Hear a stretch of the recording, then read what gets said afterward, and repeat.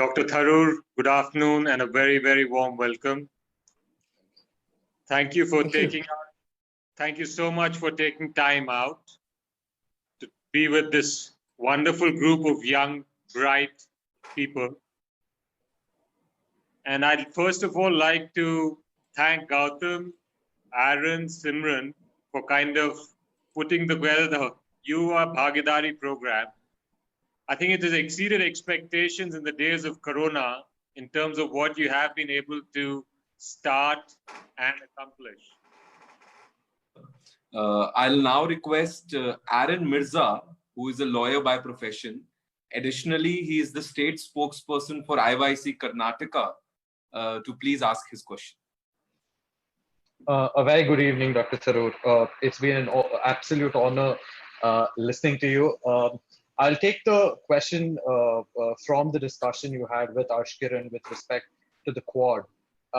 Now, if we look at the tenure of Pandit Nehru, we see how he was largely focused on the Asian unity. He spoke extensively and worked extensively on the Afro-Asian solidarity. And like you very rightly pointed out, with respect to the Quad, which was brought into place with India as an integral part of it, and then it went down and subsequently it was reignited during Dr. Manmohan Singh's period. But we were very successful in still sticking to our foreign policy standpoints of the non-alignment movement. We made sure that we kept it extremely low-key so that we don't have any additional impositions on us in engaging with our foreign policy. But with Dr. S. Jaishankar getting into the Ministry of External Affairs, and in around 2019, if I'm not wrong, around September 2019, the fact that they began foreign minister level talks, don't you think that kind of threatens the distinctive independent international identity which India got during Pandit Nehru's time and continue to have until the current Prime Minister of India, Mr. Narendra Modi, came to power? You're right that the Quad goes back to Dr. Manmohan Singh's time, and I'm glad you made that point because I should have clarified that. You see, it was initiated in 2007. Shinzo Abe was Prime Minister in his first time at that time, and he was the one who initiated. But Dr. Manmohan Singh took this as a good opportunity to send a subtle signal to the Chinese that we do have options, and the Chinese government actually responded to the formation of the Quad by issuing formal diplomatic protests to the members of it. But at the same time, we were careful to show the Chinese that this was a tap that we could open as much as we wanted to or not open. So we were able to open it as it suited us. And frankly, Australia also had hesitations because they were also busy cultivating the Chinese, and Manmohan Singh saw no particular great advantage in shall we say, permanently antagonizing the Chinese. So the issue is not that we shouldn't have options. Nehruji always wanted us to have options. The issue is whether we get locked into those options. You see, India has hesitated to put its strategic eggs in one basket at any time.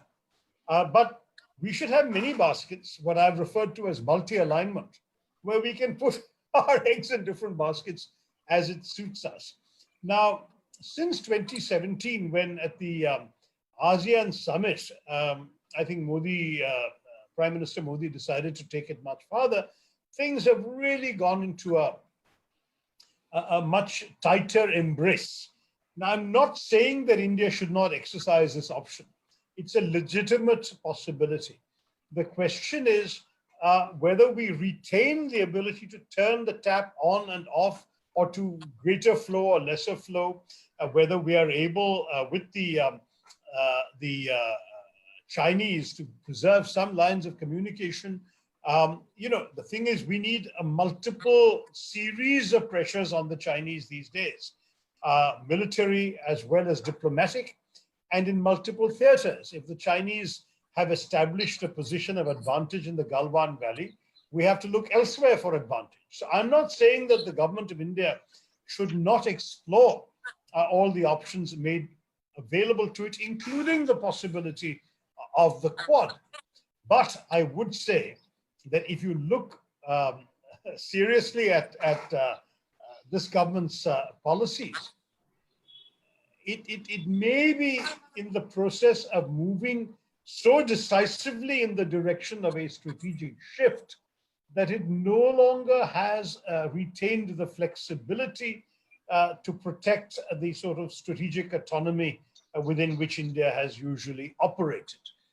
See, we have traditionally been able to enjoy the respect of many countries on many, many issues because we have been seen as a country that has an independent view on everything.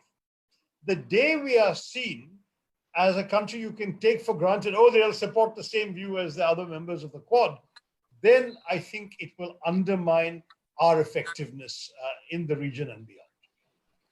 So that's my answer to you, Aaron. At this stage, it's still an evolving situation. We have to watch it carefully and we have to comment as the situation evolves. Correct. Thank you very much, Dr. Tharoor.